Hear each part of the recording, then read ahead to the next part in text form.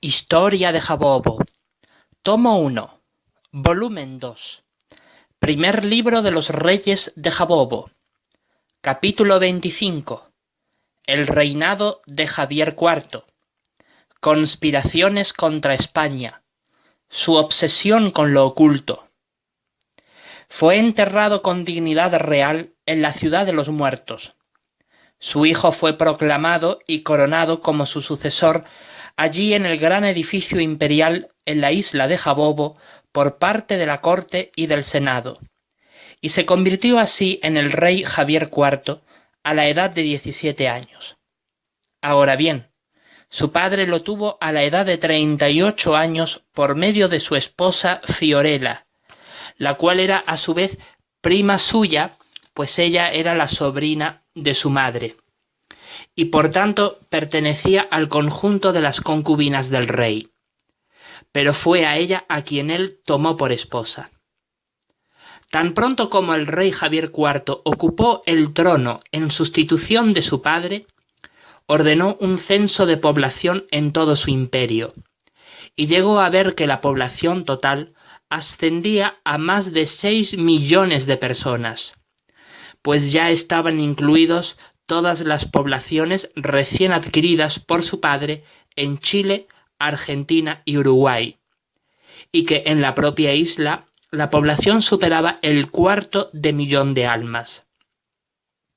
Pero en el reino de Josué, al ser tan diminuto, su mismísima población apenas superaban los 50.000 habitantes. Mandó repoblar las desoladas ciudades de Montevideo y Buenos Aires, y mandó fondos económicos para reconstruirlas. Fortaleció las nuevas fronteras de su ampliado imperio con presencia militar permanente, y en compensación por la ayuda militar que Gran Bretaña le ofreció a su padre en su conquista de Chile, le otorgó las Islas Malvinas y las de Georgia del Sur. Reorganizó la economía y en el mismísimo primer año de su reinado prohibió la práctica pública de la fe católica. Las iglesias católicas que los españoles ya habían levantado tiempo atrás en Chile, Argentina y Uruguay, las transformó para ser usadas por los protestantes. Ahora bien, en el año 29 de la vida del rey Javier III, él mismo consintió en dar la mano de su hermana Balbárica para que se casara con el rey Josué II, en señal de buena voluntad y de alianza entre ambos reinos, para que se pusiera fin al aislacionismo al que estaba sometido dicho reino y éste pudiese iniciar relaciones comerciales con Jabobo. Dicho reino se hallaba sumido en la pobreza tras más de 5 décadas de aislacionismo. Desde entonces comenzó a mejorar un poco su economía y las relaciones diplomáticas entre ambas naciones se suavizaron un poco.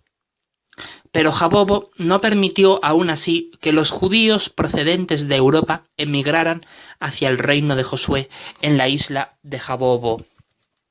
Josué II reinó por 58 años sobre su pueblo, de modo que todos los días de su vida ascendieron a 63 años y murió. Su hijo se convirtió en rey Josué III a la edad de 11 años. Su madre Balbárica llegó a vivir también 63 años de vida y luego murió. Por su parte, el rey Josué III reinó por 63 años, de modo que todos los días de su vida ascendieron a 74 años y murió. Y él mismo llegó a casarse con Rosalinda, la hermana menor del rey Javier IV, cuando ella tenía 20 años de edad, en el año 18 del reinado de Javier IV. 5 años después de su unión matrimonial, engendraron a su varón heredero, el futuro rey Josué IV. Un año después de él, tuvieron al príncipe Felipe I, y 4 años después de este, tuvieron a Walbala, quien llegaría a ser la esposa del mismísimo rey Javier IV. Por cierto, sucedía que en aquellos tiempos los reyes de Jabobo y de Josué eran únicamente los que ejercían su función de gobernar como reyes, pero sus esposas, aunque también se las consideraba como reinas, nunca llegaron a ejercer su labor de gobierno, tal y como la tradición fálica así lo establecía. Ahora bien, Jabobo despreciaba a las potencias europeas que, considerándose a sí mismas como naciones cristianas, eran de hecho las pioneras en la trata de esclavos negros traídos desde África para que laborasen sin descanso alguno y en condiciones insalubres e inhumanas en sus colonias americanas. Y no solamente a América traían esclavos africanos, sino que continuamente traían a pobladores de su propia patria para que llegaran a ser colonos. Por ejemplo, durante el 4º año del reinado de Javier II, el rey Luis XIV de Francia envió a un gran número de franceses para que se asentaran en Guyana, la cual se convirtió con el tiempo en la colonia Guayana francesa. Sus primeros colonos sufrieron una gran mortandad por causa de enfermedades tropicales y por la hostilidad continua de los nativos.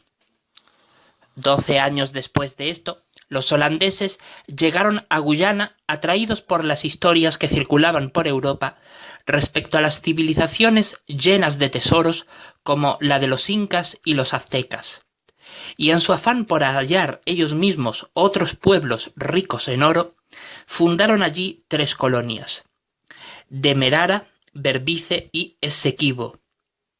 Respecto a los esclavos negros y a otros nativos más, sometidos a la crueldad y la tiranía de los españoles, ellos mismos se solían levantar en insurrección contra sus opresivos amos, y algunos de ellos lograban huir a los territorios soberanos del imperio de Jabobo, pues sabían que era la única nación de toda la tierra en donde la esclavitud estaba abolida en todas sus formas. Otros morían en plena sublevación cuando sus amos los capturaban y los ejecutaban, pero otros más, conocidos despectivamente como negros cimarrones, lograban organizar comunidades libres en el interior de las selvas a fin de vivir refugiados del despotismo de sus abusivos amos europeos. Estos últimos contrataban a soldados a sueldo, es decir, a mercenarios, con el fin de someterlos nuevamente a la esclavitud, pero no pudieron conseguirlo debido a que los negros habían conseguido adaptarse fácilmente a las condiciones de vida de la jungla, y por eso no pudieron volver a juntarlos para que se sometieran a la esclavitud de sus antiguos amos. Así los negros formaron pequeños asentamientos urbanos en donde comenzaron a vivir, como el de El Palenque de San Basilio, en Colombia, liderado por Bencos Biojó. En Brasil también hubo uno muy conocido, Quilombo de los Palmares. Ante aquellos sucesos, el imperio de Jabobo determinó que, en pro de sus intereses, debía de sufragar y estimular la insurrección de estos contra el imperio español en territorio sudamericano. Por eso, en su año 15 de reinar Javier IV sobre su pueblo, él puso en marcha la segunda revolución comunera de Paraguay, a fin de que los paraguayos se levantaran contra los españoles y alcanzaran su independencia. Auspició la subida al poder de Reyes de Balmaceda, a fin de que ejerciera como gobernador del Paraguay y, usándolo como un instrumento, iniciase el proceso de independencia del Paraguay. Para ello, él ordenó el arresto de varios ciudadanos españoles culpables de oprimir sangrientamente a los nativos y a los esclavos, de maltratarlos con sadismo, torturarlos y asesinarlos con brutalidad. Por espacio de varios años fue buscando la manera de debilitar a los españoles en Paraguay y a veces lo lograba. Pero rápidamente sus opositores españoles le enfrentaron y le resistieron, como el juez García Miranda, quien abrió un proceso judicial contra Balmaceda y lo acusó, a instancias de sus colaboradores, la Audiencia de Charcas, de carecer de legitimidad para ocupar el cargo de gobernador, debido a que poseía sangre nativa, de efectuar guerra contra las tolderías de los Payaguá, causándoles muchas muertes a españoles opresivos, de establecer impuestos a los colonos españoles sin la debida autorización legal, de comerciar con los jaboveses pese a la prohibición de la corona de España y de usar su influencia para adjudicarse beneficios económicos de los tributos que eran llevados hasta España en los barcos y de mantener como prisioneros a los españoles respetables, que en realidad arruinaban la vida de los pobres esclavos negros. Naturalmente, estas acusaciones buscaban defender los intereses económicos de los propietarios españoles, entre los que destacaban encomenderos, regidores de cabildo, comerciantes e ilustrados criollos de la provincia. Pero Balmaceda no les prestó atención y prosiguió con los planes independentistas guiado por el rey de Jabobo. Por eso, en el 4º año de la gobernación de Balmaceda, sucedió que la audiencia de Charcas envió a José de Antequera y Castro en calidad de juez pesquisidor, para investigar a Balmaceda, y lo declaró culpable de ser revolucionario de las comunas. Entonces, 3 años después, lo enfrentó con un ejército que había reunido y venció a las tropas de Balmaceda. Balmaceda mismo murió en la batalla. Pero unos meses después, el rey de Jabobo envió a un ejército mucho más poderoso que el anterior, puesto que el rey Javier IV había mandado allí refuerzos militares a través del gobernador que había colocado en Buenos Aires, a Bruno Mauricio de Zabala, y lo derrotó. Entonces José de Antequera huyó a la ciudad de Córdoba, en donde se ocultó de la vista de las autoridades jabobesas, en la jurisdicción jabobesa de la Argentina. Bruno Mauricio entró en la ciudad de Asunción, la capital de Paraguay, y nombró como gobernador a Martín de Barúa para que ocupara el lugar del difunto Balmaceda. José de Antequera, por su parte, decidió solicitar protección a la audiencia de Charcas, pero en vez de eso lo arrestaron y lo hicieron prisionero, por temor a que tomaran represalias contra ellos las autoridades jabobesas. Entonces lo enviaron a Lima para ser juzgado por las autoridades españolas, acusado de traición al Imperio español. Sin embargo, José logró convencer en prisión, cuando llevaba 6 años encerrado, a su abogado Fernando de Mompox y Zayas respecto a sus ideales y sobre la verdad de lo que le había pasado, que fue traicionado por la audiencia de Charcas, los cuales se pusieron del lado de los jaboveses cuando éstos lograron apoderarse de Paraguay mediante su gobernador Martín de Barúa. Entonces Fernando viajó y llegó hasta Paraguay para unirse a los españoles en su lucha contra los jaboveses.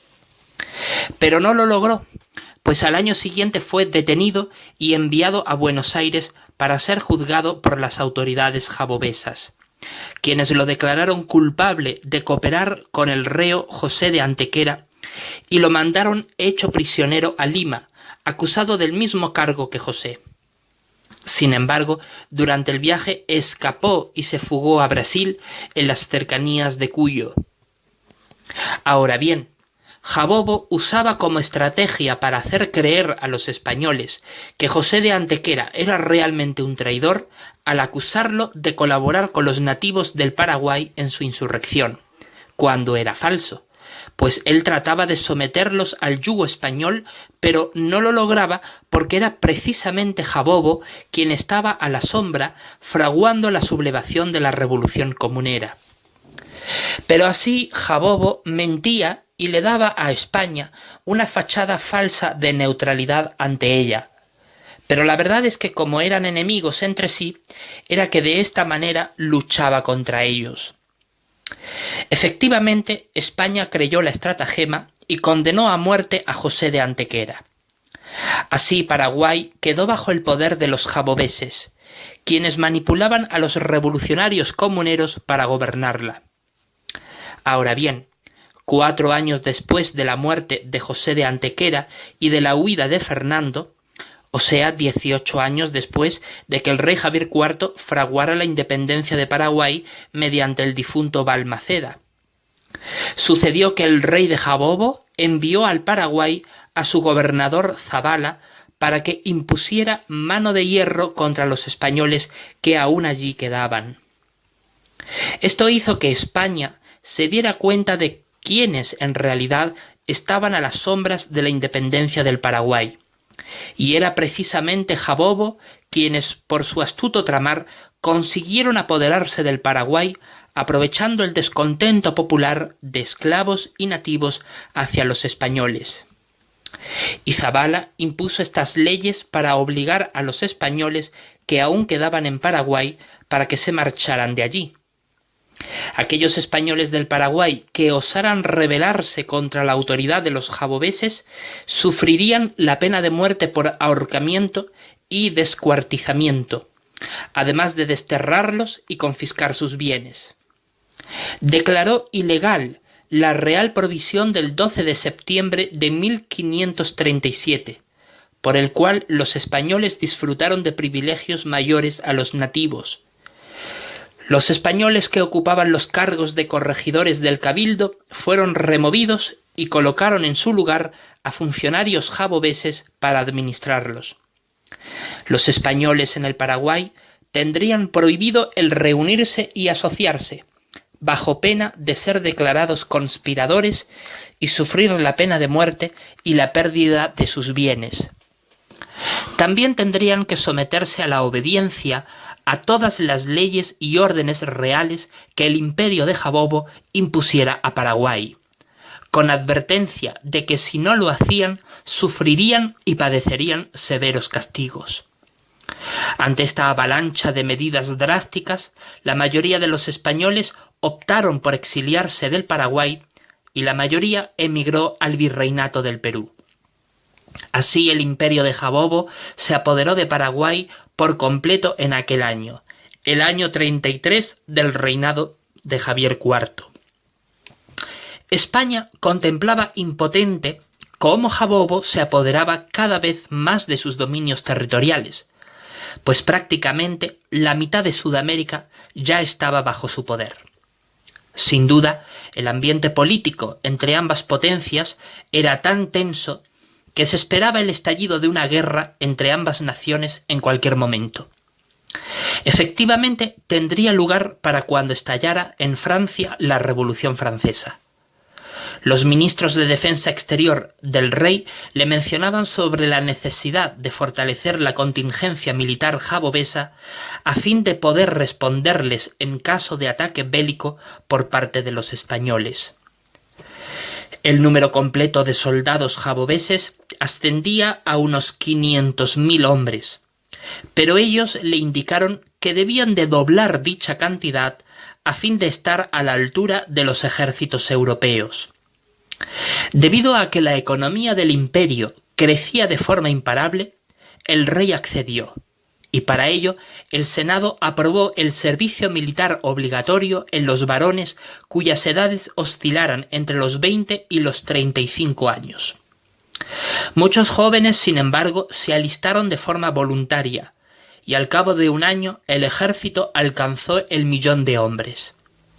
Además, el excedente se dejó en reserva militar y a cada generación de jabobeses que cumplía la mayoría de edad los enviaban al ejército a servir por su patria jabobesa por 3 años.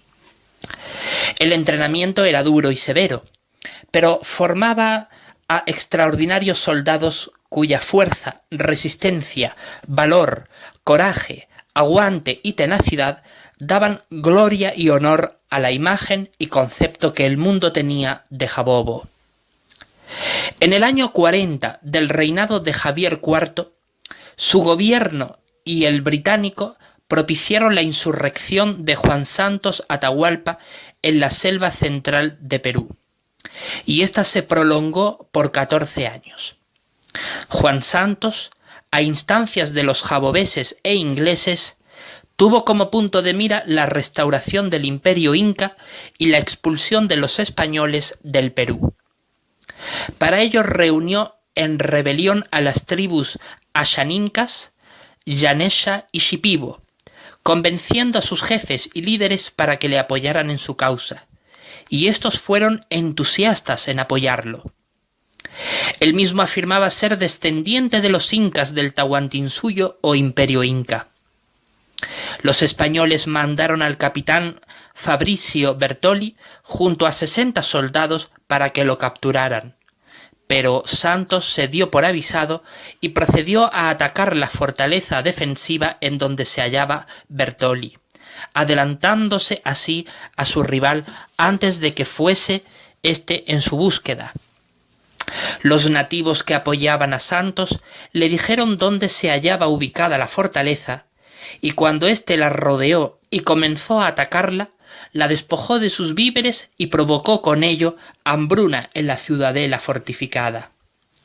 Muchos soldados españoles murieron por las epidemias ocasionadas por el hambre y el hacinamiento, y los que sí sobrevivieron al sitio se desmoralizaron y no pocos de ellos desertaron. Entonces Juan Santos obligó a Bertoli a rendirse, pero éste se negó, pues confiaba en que el virrey pronto le mandaría refuerzos militares, los cuales él le había pedido por medio de un sacerdote católico que logró huir del sitio. Pero estos no llegaron y Santos al fin decidió arrasar con el fuerte, y así todos los españoles que en su interior aún quedaban vivos murieron. Entonces se apoderó del pueblo de Monobamba y muchas poblaciones en su derredor se le unieron a la revuelta.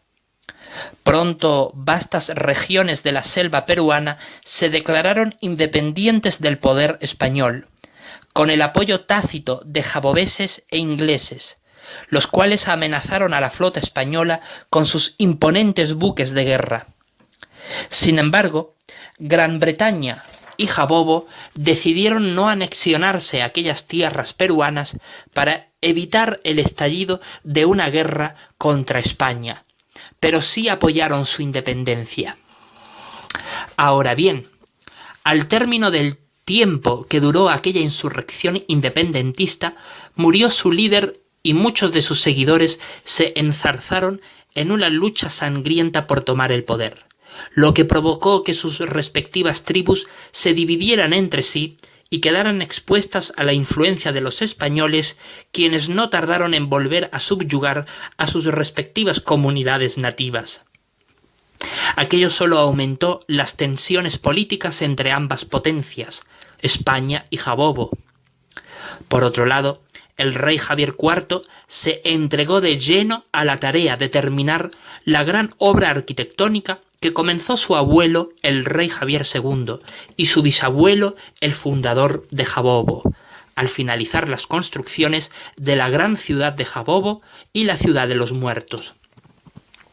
Embelleció muchos muros interiores del Panteón Real con la escritura jeroglífica, narrando sus hazañas militares y estratégicas, así como los hechos históricos más relevantes de su reinado y el de sus predecesores.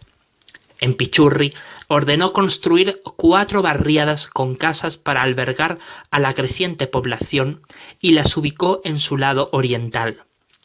La primera, la barriada Sabiduría Inteligente de Jabobo, o conocida popularmente como La Sabia, fue levantada al lado de la universidad, y la calle que surgió entre ambos complejos arquitectónicos recibió el nombre Calle Los Pechuas. A su lado izquierdo se levantó la segunda barriada, Los Tres Amores, padre en alusión a Jehová Dios, marido y mujer. Y la calle que surgió entre ambas barriadas se le llamó Calle Humildad. A la izquierda de esta última barriada se erigió la barriada La Justa, Igualdad Libre de Jabobo, y entre esta y la de Los Tres Amores se nombró a la calle Benignidad. Por último, la cuarta barriada, levantada también a la izquierda de la barriada La Justa, fue llamada Fuerza Poderosa de Jabobo, conocida popularmente como La Poderosa.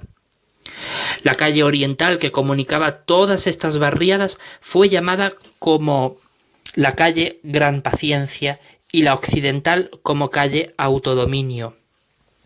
Por cierto, la calle Los Pechuas se alargaba hasta llegar a la sede del Ministerio de Medio Ambiente. La calle que comunicaba Los Pechuas con la sede del Ministerio de Obras Públicas se le denominó como calle Gozo. Así sucedió que desde la calle Gozo hasta la calle Autodominio se erigió la calle Felicidad. La calle oriental que conectaba Los Pechuas con la avenida Almirante de la Flota Bernardus Andreas se le llamó calle Fe y la occidental Paz. Ahora bien, al frente de las 4 barriadas levantadas en Pichurri, el rey levantó un enorme complejo residencial a modo de condominio y lo llamó por nombre Fruto del Espíritu Santo. Ocupaba una extensión semejante a la de las 3 barriadas que había a sus espaldas, con capacidad para 10.000 personas. Cada barriada que había detrás albergaba a unas 4.000 personas. En la sede de cada ministerio moraban alrededor de unas 2.000 personas. Así, en Pichurri moraban más de 35.000 personas, incluidos sus estudiantes universitarios. En Apolos moraban unas 10.000 personas. En Casandra unas 16.000, porque allí el rey ordenó levantar un complejo residencial a modo de condominio semejante al que había levantado en Pichurri y lo llamó por nombre Apacibilidad. Fue construido en su extremo suroriental, porque en el nororiental se levantó otro edificio de viviendas y al frente, en su lado occidental, se levantó la Universidad Complutense de Casandra. La calle que unía todos estos complejos urbanísticos fue llamado Calle Imperial de Casandra. En Piruli, es decir, el reino de Josué, llegaron a morar 60.000 almas. Su población también crecía sin parar. En el recinto militar 15.000 personas moraban, 14.500 en soldados y comandantes militares, y otras 500 las conformaban las concubinas y sus eunucos protectores en el harén. En Meorena moraban 5.000 personas, puesto que el rey había ordenado levantar allí un edificio de viviendas con capacidad para 3.000 personas en su lado oriental, pero a su derecha erigió un complejo inmueble que sirviera como centro de reciclaje para quemar la basura que el pueblo producía. En el lado occidental ya existía el Hospital Nacional de Jabobo, pero en su lado izquierdo se erigió una fábrica maderera y del carbón para que produjera para la nación y también para exportar al extranjero estos valiosos recursos, que ya para entonces eran traídos desde las selvas que Jabobo tenía en su soberano territorio continental. Finalmente, alrededor de 9.000 personas llegaron a censarse en Filipos, pues el rey también erigió un gran edificio de viviendas sobre la gran meseta de Jabobo, y el resto de la superficie de dicha meseta fue transformada en una gran plaza abierta muy hermosa, conocida como la Plaza del Mercado de Jabobo, y ésta contenía en su borde el mirador Saludo al Regimiento, pues allí solían desfilar los ejércitos de Jabobo ante el rey y su corte, y también el rey allí daba conferencias políticas a su pueblo. Ahora bien, tanto el edificio de viviendas como la plaza ocupaban sólo una tercera parte de la superficie de esta gran meseta que se extendía hasta la costa a modo de acantilado. Por eso, más allá de la plaza, se hallaban los hornos de fundición, en la zona industrial de Filipos, en donde se producían lingotes puros de todos los minerales y metales que se extraían de las minas de Jabobo. Abajo de la meseta, al pie de los hornos, se hallaba el complejo de la industria metalúrgica que recibía los minerales de las carretas de a caballo que llegaban desde los barcos que desembarcaban en ellos su mercancía a orillas del río Sagitario, en las proximidades del barrio de Filipos. Ahora bien, en el lado occidental de Filipos, el rey levantó al lado del Ministerio de Agricultura, Ganadería y Pesca otro edificio de viviendas con capacidad para 3.000 personas, pues el primero podía albergar hasta más de 4.000 personas, y se hallaba también al lado del teatro y el circo de Jabobo. Al lado de estos últimos edificios se erigieron unos almacenes industriales. Por eso, la calle que unía todos estos edificios del lado occidental de Filipos se le llamó calle Príncipe Javier V, pues para entonces ya había nacido el hijo del rey, y ésta también conectaba hasta la industria metalúrgica. El edificio de viviendas que había junto al teatro era la mitad de grande que éste. Por eso, en su otra mitad, que miraba a la calle Príncipe Javier V, el rey mandó levantar un hermoso parque arbolado. Además de todas estas impresionantes construcciones que edificó al estilo neoclásico, el rey ordenó que toda calle y avenida de la gran ciudad de Jabobo fuese adornada con árboles, arbustos y fuentes de agua semejante a la avenida Paseo del Rey. Cuando el rey terminó de construir y embellecer la capital del imperio y de censar a su población, comprobó que en la gran urbe más de 150.000 almas allí moraban, porque otras 150.000 moraban en los campos y en las zonas rurales de la isla, atendiendo sus granjas, caseríos y hacendados. Ellos proporcionaban alimentos a la ciudad, los cuales vendían allí a sus ciudadanos en los mercados de la urbe. La capacidad de producción de alimentos de la isla era para 1 millón de personas, por lo que el excedente era comercializado y exportado al extranjero y a los barcos europeos que por allí transitaban. Así, paulatinamente, la población rural iba trasladándose a la gran urbe para vivir en ella, pues hallaban trabajo y vivienda en mejores condiciones de las que habían tenido en el campo. Pronto comenzó a desarrollarse en el imperio de Jabobo una clase social burguesa muy poderosa que rivalizaría con la nobleza en su dominio sobre la economía de la nación y por ende su destino militar y político. El rey también se ocupó en su tiempo libre al estudio de las ciencias como hizo su padre, pero él llegó más lejos. Estudió la metafísica, es decir, la rama científica que analiza las cosas que están ocultas, más allá de lo perceptible en la naturaleza, concretamente el estudio del mundo de los espíritus. Esto era algo que a él particularmente le llamaba la atención, pues el conocimiento general que se tenía al respecto era muy poco, pues estaba vedado a las brujas y a los hechiceros. El hombre común no había llegado a comprender el misterio del mundo de los espíritus debido a su gran complejidad. Sin embargo, la corte europea lo consideraba hereje, y en Jabobo lo tomaban por loco y no lo tomaban muy en cuenta como monarca debido a sus estrechas relaciones con las brujas y los magos que habían en el reino, a quienes consultaba en vez de a sus consejeros.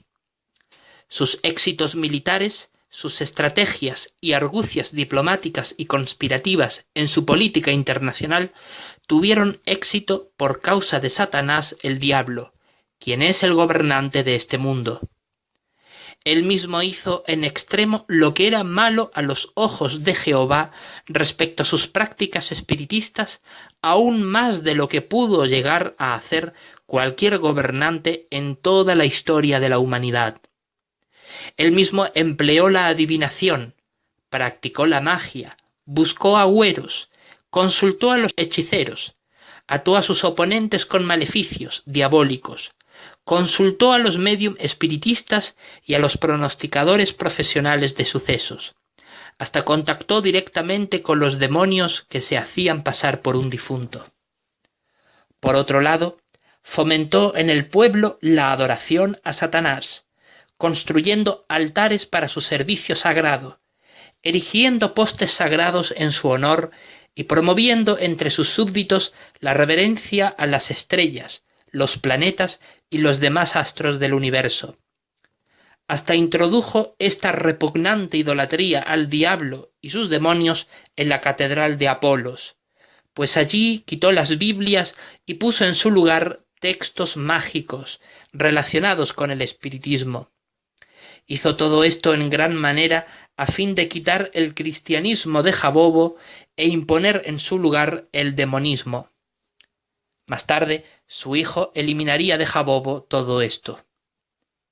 Mientras más visible se hacía al público sus actos de idolatría a Satanás, más lo tomaba la gente por loco, hasta que él mismo cayó en varias ocasiones en terribles posesiones demoníacas.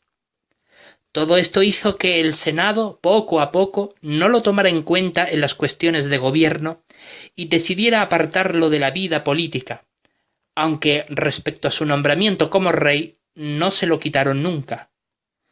Hasta este punto llegó el rey Javier IV en su obsesión con el ocultismo y pese a hacer cosas contrarias a las sagradas escrituras que le inculcó su padre, nunca llegó a arrepentirse de sus prácticas depravadas.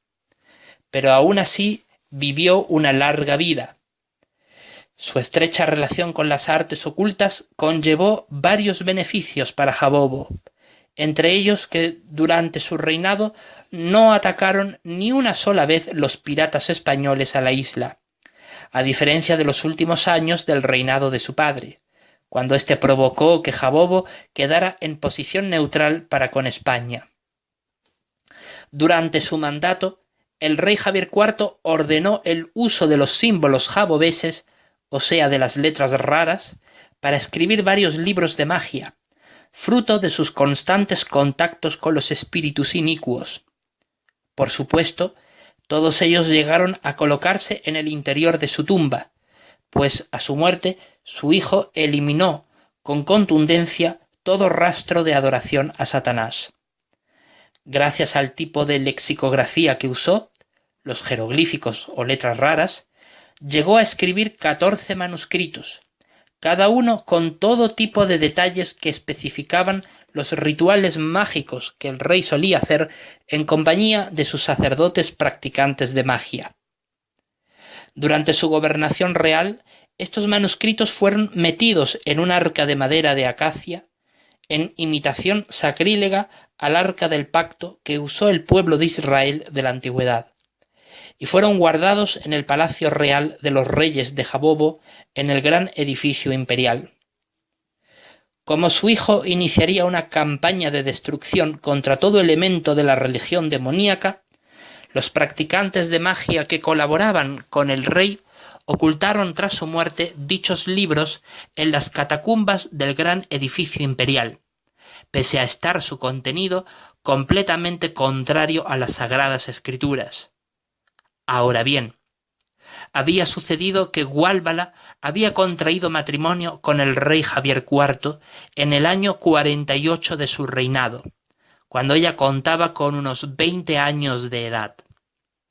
Poco después de que se casaran, ella quedó embarazada y al tiempo señalado ella le dio a luz un hijo, y siguiendo la tradición de sus antecesores, lo nombró como rey Javier V tras su fallecimiento. Esto ordenó que lo hicieran sus mismísimos consejeros cuando él muriera. Solo tuvo a este hijo, y finalmente él murió solo, abandonado por su familia y acompañado por sus monótonos libros de magia y sus brujas y magos que le servían. En los últimos años de su reinado lo tomaron por loco y en todas las provincias de su imperio, tanto en Chile, Argentina, Uruguay como Paraguay, las comunidades, tanto nativas como coloniales, se les rebelaron en insurrección armada violenta, provocando fuertes desestabilizaciones en su gobierno y conflictos bélicos, al estilo de las guerrillas. El rey Javier IV murió a los 77 años de vida, tras 60 años como rey sobre Jabobo. Murió el día 19 de junio de 1762. Lo enterraron con mucha pompa y honor en la ciudad de los muertos y fue honrado durante su funeral en la isla de Jabobo, únicamente por sus sacerdotes practicantes de magia allí en la catedral de Apolos, pues el Senado se negó a rendirle homenaje durante su entierro. Pero respetando sus deseos y de acuerdo a las costumbres de sucesión hereditaria en el trono de Jabobo, coronaron a su único hijo como rey Javier V, cuando éste también contaba con tan solo 11 años de edad.